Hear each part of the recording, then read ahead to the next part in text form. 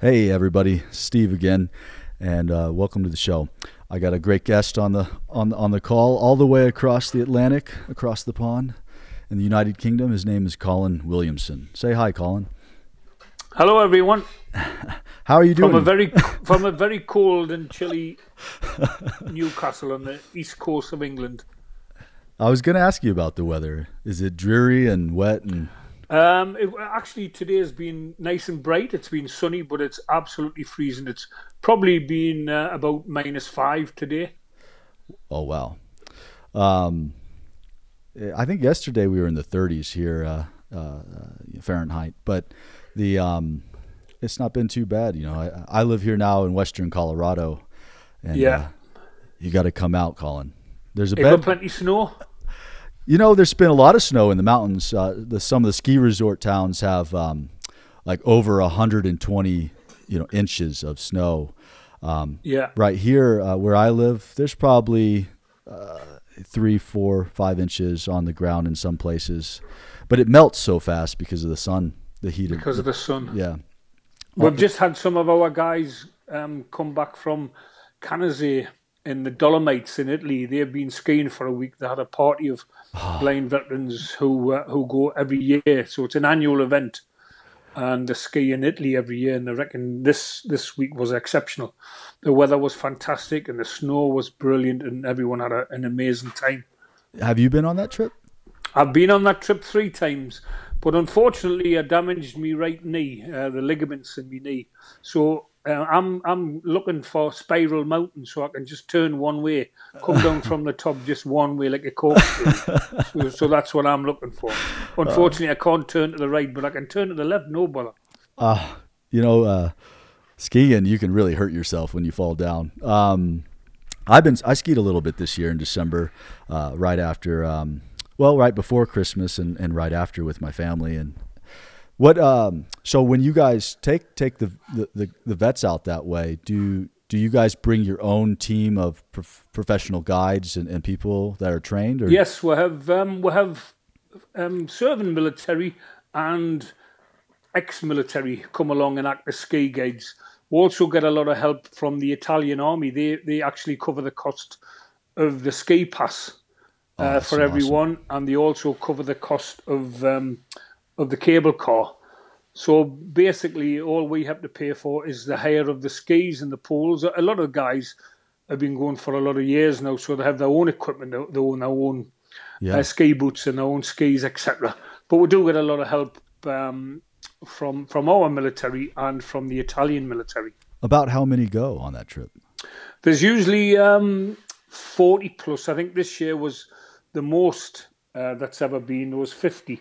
But that includes guides and family members. So you have about 20 blind veterans that actually go across and ski. Wow. And the rest of the group is made up of family and ski guides.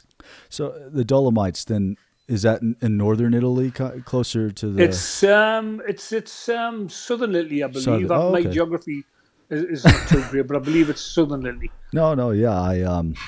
I it's been a long time since I looked at a map of Italy.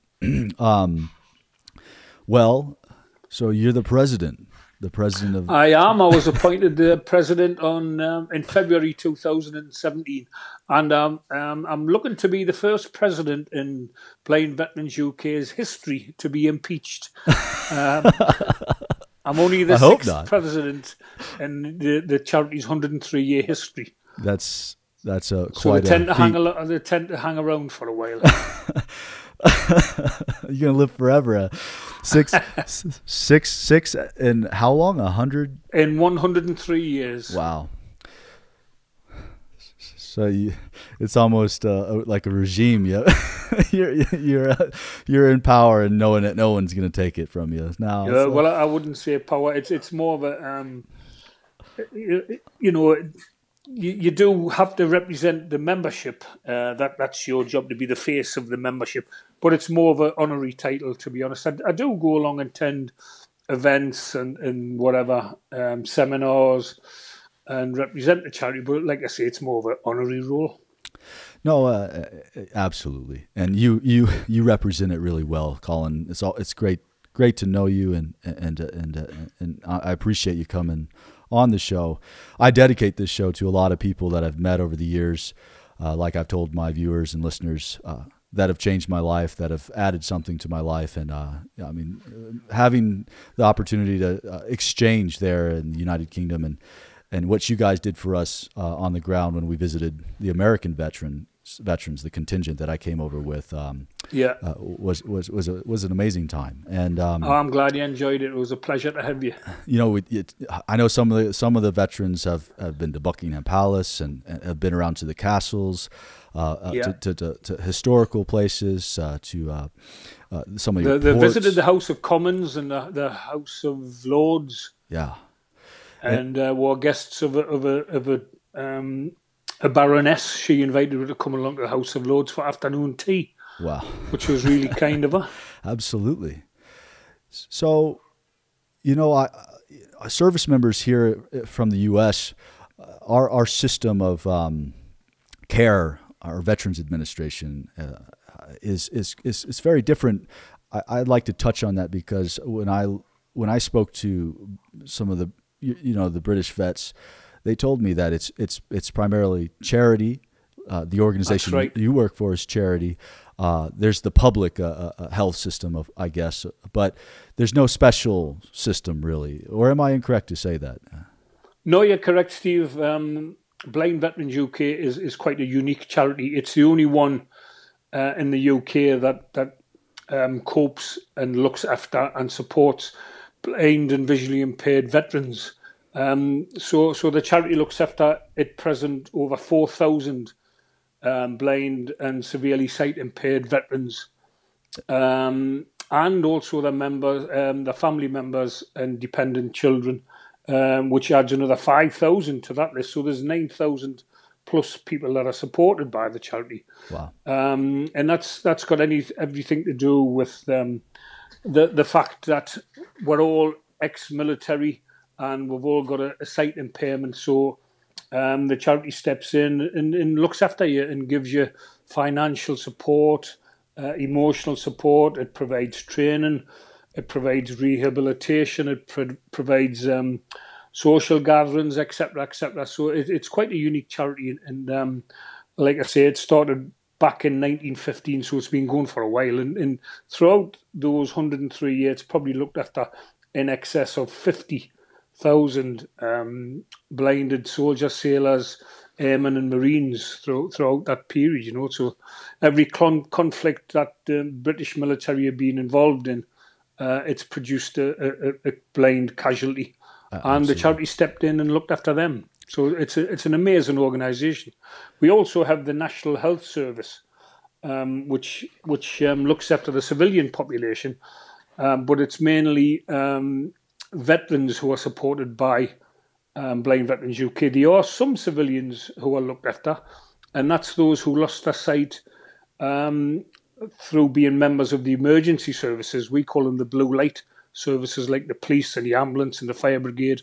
If they've lost their vision during the course of their duties, we tend to look after them. Yeah. And we look after people who have been civilians who have been injured working for the military. Say, for instance, people used to work in factories, munition factories, and were blinded by accidental explosions. Mm-hmm. We look after them as well. So I was speaking to Denise. I don't know if you remember Denise Van Covering from. Yes, I do. I do. Yep. I just was speaking to her before you for a little bit, and we were talking about rehab services. So that's why I was asking you the same question, and because you guys have a remarkable. How many centers? There's 3 technically. We did have 3. Unfortunately, one was too small to cope with the growing number, because we're getting 800 new veterans each year coming into the charity. So we had one centre which was too small. So unfortunately, we had to close that. So we have 2 centres. We have one in the south coast of England, near a city called Brighton. And that's our national training centre. And we have another centre in North Wales in a little town called Llandudno on the coast. So, but we also reached out into the communities over the past 2 years. We do have we have nine. Sorry, I beg your pardon. We have split the country up into 5 regions, and each region has its own communities.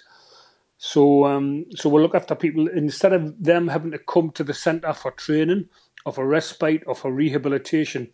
They can have that done in their own community to save them coming down all the way to the centres. Most definitely. I've been to the Brighton one. They're just on the English Channel, right? That's right. Yeah. It was a wonderful stay, and the striking difference is in your guys' blind centers or headquarters there. You have a pub. That's right. Well, that's the first thing when I'm making the blueprints for the building. That's the first thing they lay down. Right, where's the bar going to go? So they build around it. That's the first block. And Absolutely. then they build around it. Absolutely. You won't find that in a VA hospital here in the U.S. I've noticed that every time I've come across in say, for instance, the Walter Reed or the Heinz or something like that. With the one at Tucson, we've never found a bar. But we're pretty good at sniffing bars out. So if there's one local, we'll tend to find it. We got to find But it. it's a great place for the guys to socialise and to share knowledge and information, and just a great place to relax, and it's a fantastic environment. Every soldier or sailor or airman likes to unwind after the day out, and a great place to unwind is the bar, so. I agree. So, I haven't asked you, but and thanks for sending some of the information. We'll be showing that some of the pictures and things. I don't know how many pictures you provided, but Vic will be. I think I've provided 3. I wanted to ask you a little bit about your service, and yeah. You were part of initially the Royal Artillery. Is it? The Royal Regiment of Artillery. I joined a regiment called the Junior Leaders at the age of 15. I left school without any qualifications. Went straight into the Junior Leaders Regiment, Royal Artillery, which train young boys and young men up to be the senior NCOs of the future. So I spent 2 years as a junior leader, and then I transferred in 1974 to my parent regiment, which was the 25th Field Regiment Royal Artillery, and at that time they were based over in a small town called Munsterlager in northern Germany, halfway really between Hanover and Hamburg. When the wall and existed. we were the only field regiment based there at the time. Yeah, that's when the wall was still around. We did go to Berlin. The wall was still up. Yep. And it was amazing to stand. They had platforms that were built onto the wall where you could climb up on the platform and look across no man's land into East Berlin. And a lot of families communicated that way because at that time we never had mobile phones or iPads or anything like that. So people would write messages on paper and on cardboard and hold these messages up to their relatives and their friends that lived over on the other side. And that's how they communicated. Who would cross? Who were the type of people that were continually moving between the wall? Was there any kind of contingent or groups of soldiers or no? You did have you did have people who patrolled no man's land. The East Germans and the West Germans and the EU guys, the American guys used to patrol the border, but nobody, very few crossed the border there. Most people who escaped into the West from East Germany did it further away from Berlin. They crossed the rivers and whatever because it was very heavily militarized, the border. There is an interesting fact which I only found out last year, and I wrote an article about it for a magazine. They did have a U-Bahn, an underground system, actually running in Berlin during the Cold War. So if you got on a U-Bahn, underground train in West Berlin, you had to travel through parts of East Berlin to get back towards your destination in the western sector. So really interesting. If you ever get the opportunity to read up about it, it was really interesting. Is there a particular book or just some information on the It was web? just information that I put together, and I wrote an article about it. I'll send You have it to over pass that along to me. for you, but it's really interesting. You were touching on something in your message that you recently encountered. It was you said it in one of your first messages to me. It's escaping me now. You met somebody. You were telling me the story. I'm forgetting. It's an age thing, Steve. It comes to all, mate. Eventually, yeah, I hit my head too many times. So you also were in an infantry. I did perform an infantry leadership role when we went over to Northern Ireland during the late 60s and the 70s and the 80s. The longest ever British Army engagement was known as Operation Banner. And that was a period of civil unrest in Northern Ireland, known as the Troubles. It was never about religion, although people tend to say it was Catholics versus Protestants. It was never about that. It was about nationalism and those that wanted to be part of Southern Ireland and make Ireland one Ireland. And those who lived in Northern Ireland who wanted to remain part of the United Kingdom. So it was about territory, and it was about nationalism and unionism. That's happening now, though. Still, right? It's still going on now. Unfortunately, there's just been a couple of instances of bombs going off in Londonderry, which is worrying because we don't want to go back down that road, of indiscriminate bombings and killings and maimings, etc. Because it was quite a difficult period of time for those that were actually living in Northern Ireland. And so now you're in Newcastle area.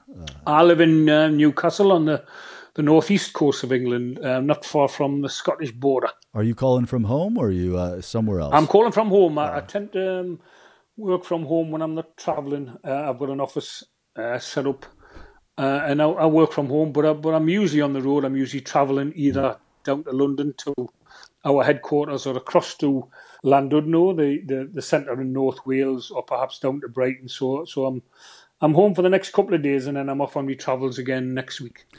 What was your last international trip? I know you've been to South Africa and here, of course, the U.S. to do different things. Yes, I went across to Tucson. I was fortunate enough to take part in Project Gemini, the reciprocal visit over in Tucson in October, and we had a fantastic time. We were hosted by the Western Blind Rehabilitation Centre in Tucson, and we had fantastic trips out to Tombstone and to the Sonoran Desert, and we had a really amazing time, and there were such fantastic hosts. Did you guys ride horses?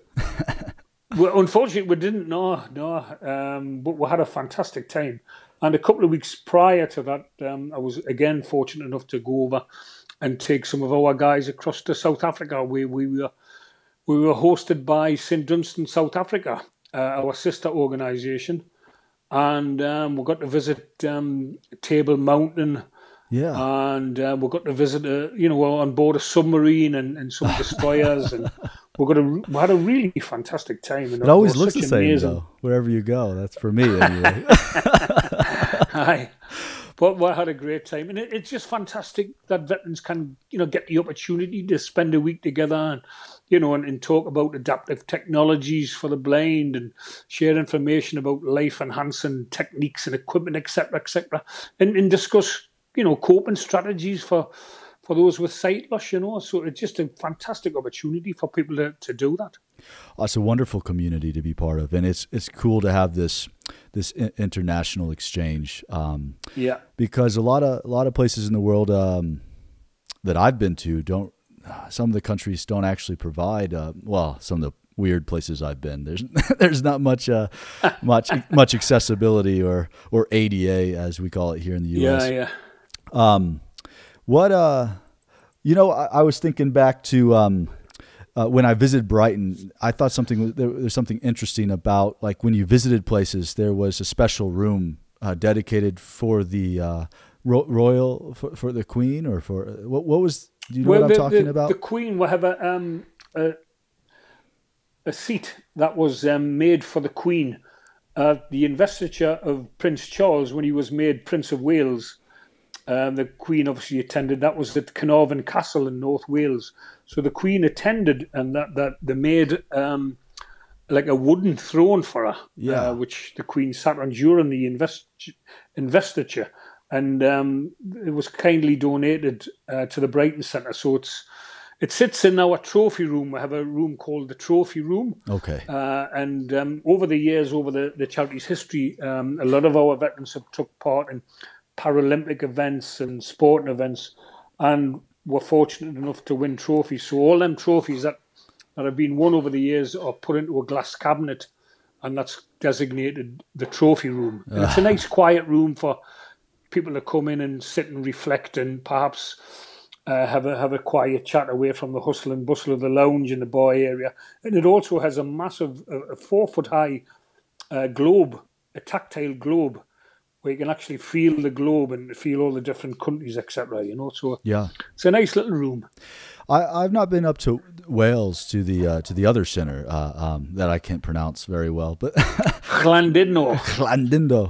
Something That's like it, nearly. Yeah, pretty good. Okay. Actually, the way it sounds like a place in South Africa, the way that you just mentioned it, but it's actually in North Wales. North Wales, okay. The North Wales, yeah.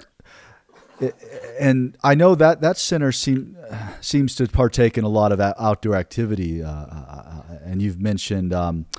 Some of the other guys have mentioned like driving different vehicles or things, dune buggies and zip lines and all kinds of stuff.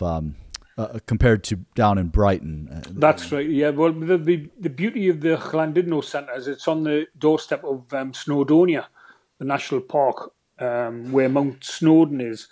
And it's a beautiful area, an area of outstanding natural beauty, and it has lakes and it has mountains and hills, and it's got some great outdoor activity centres where the guys can go along and like you say, do Europe's longest zip wire, which is over a mile long and goes across an old slate quarry, and you reach speeds of over 100 mile an hour, so it's fantastic. We also go hovercraft driving, and dune buggy driving and stuff like that. But it's a great outdoor place, North Wales. There's loads of activities to do, I'm sure you'd agree with me that those kinds of activities are real important for blind and visually impaired individuals or people with the loss of sight. Moving and a lot of my life now since my injury has been involved with outdoor activity. And I think that adds a component to rehab your mental health and your physical health. And most definitely because just because you lose your sight, it doesn't mean you lose that will to live. I know there's a small percentage of people that become blind or severely sight impaired that tend to drop out, and don't get involved in things. But a lot of guys and girls who lose their sight, they're still active people. They're still basically young people, and they want to get out and about and do things that they did when they were sighted. So I firmly believe that blindness is no barrier to achievement, whether it's sport and achievement or whether it's educational or anything like that. So it's just great to see those people out and about, and they get a great lot of joy out of getting together as a group and maybe perhaps go horse riding or driving or go clay pigeon shooting or whatever, so it's fantastic. Well, you don't feel limited. Oh, exactly. I really appreciate this, Colin. I don't want to take too much of your time. You're so clear compared to my call with Denise, and she's not as far away as you are. so you must be tapped into some big internet line. Well, you know why Gemini was called Project Gemini, don't you? The cable. The name for the annual exchange was the big communications cable that linked the two continents. Yes. So perhaps that stretches right up to the northeast. They're probably tunneled under the country.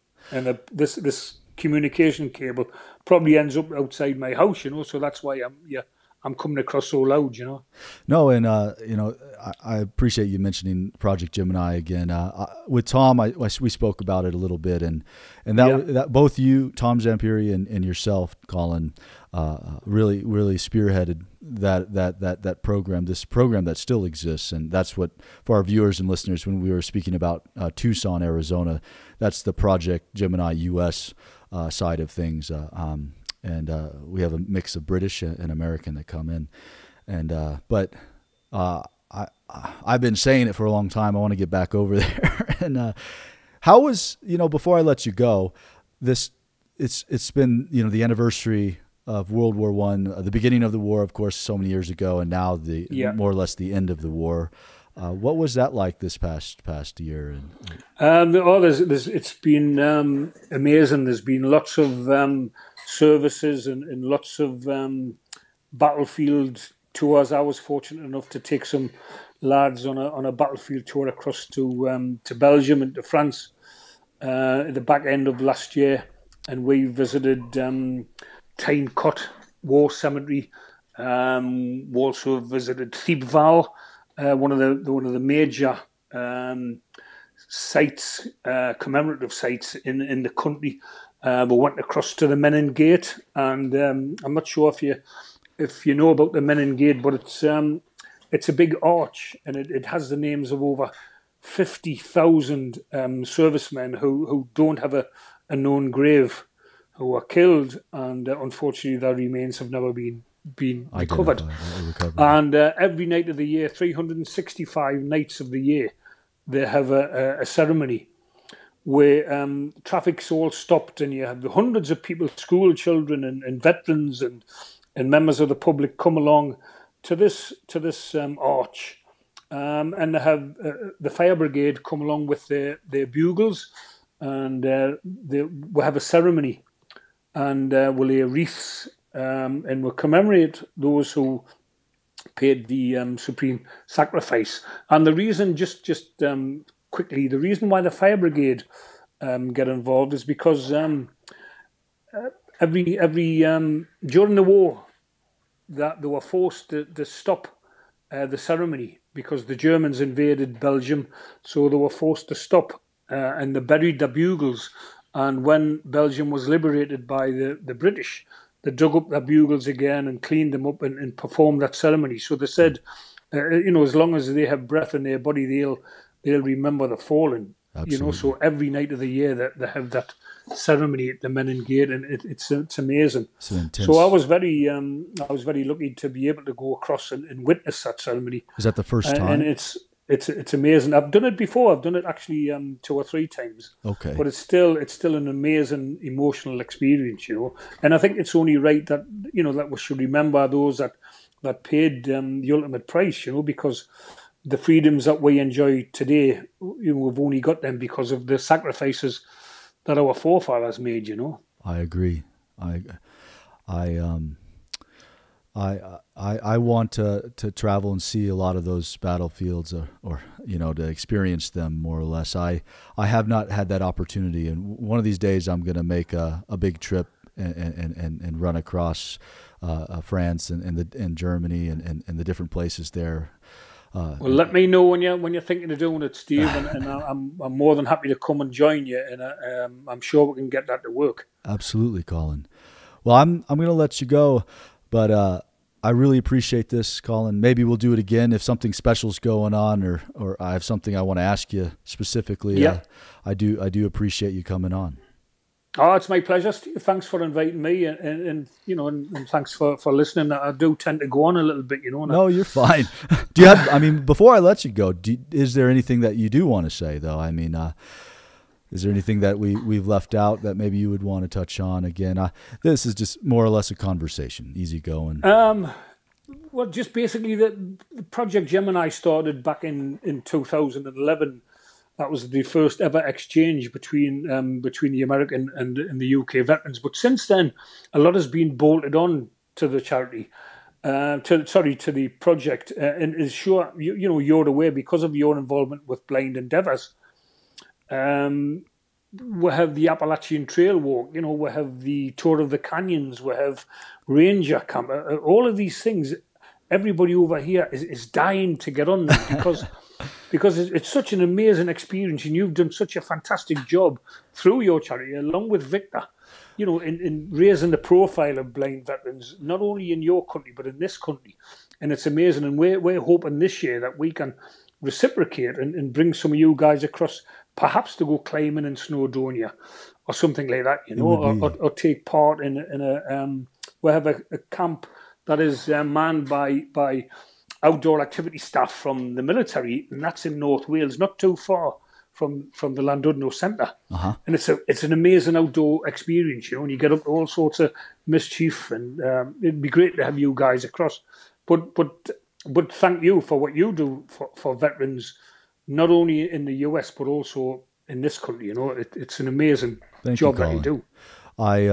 It's been a lot of collaboration here with other organizations too, the Blinded Veterans Association and stuff. But it's taken different people to try and push things, and I'm happy to be part of that, and happy to be a positive influence myself, because I know how bad it can be, and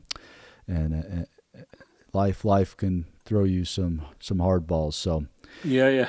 But look, I've got a double hard ball. Not only am I blind, I'm ginger, so I don't have much going for us at the moment. Really. Well, you tell me you're ginger. I don't know for sure. But I think it's more African sunset now. I think I'm getting a bit grey at the side, so it's more strawberry grey than it is ginger now. Well, I mean, you got to dye it then. Hi, Colin. Thanks again, and no problem. We'll let you go. Take care. Yeah, thanks a lot, then. Cheers. Bye now. Goodbye, Colin. So my good friend Colin, it was nice to have that opportunity to speak with him. Man, he sounded so good than some of the other people we've had on the call. It'd be great to have more people in the show, but I think until next time, I'm just going to tell you guys goodbye. Goodbye, everybody.